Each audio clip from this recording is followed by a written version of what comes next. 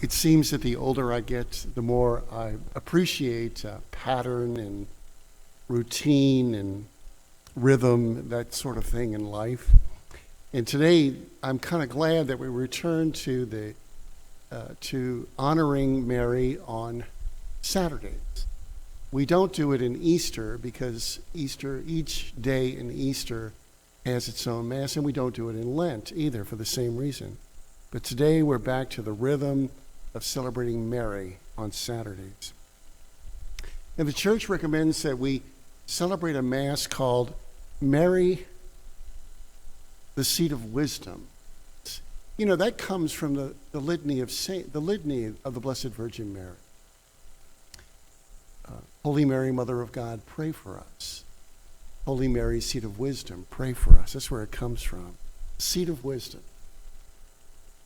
Every now and then I like to kind of do a little bit of investigation on where words came from. You know, I think it's called etymology. And not too long ago, I looked up the derivation of the word wisdom.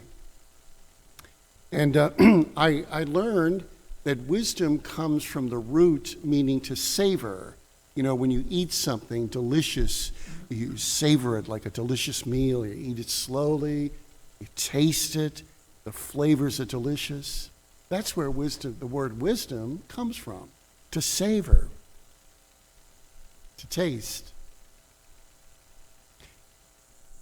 I was thinking this morning before Mass started that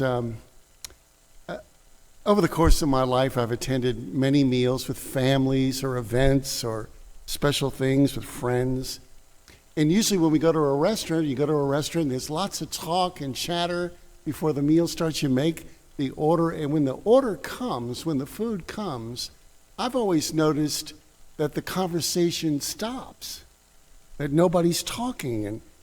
And I always think, well, this is a bit awkward. I mean, should I say something? Well, you know, after all these years, I finally realized that the reason the talking lulls in groups of people is because the food is so good. It's so good.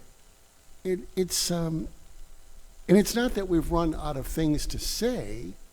I think that in the first bites of a delicious meal, it's so good that we focus not on the conversation, but on the taste. And so it's quiet at the table for a few minutes. I've always learned for many years that there is a great hush, there is a great quiet around the throne of God. And it's not because we're supposed to not make any noise around God. I think that it is quiet because God is so good.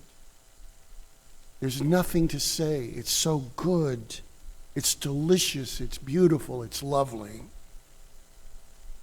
And the other thing is that the attendant to God's throne is wisdom.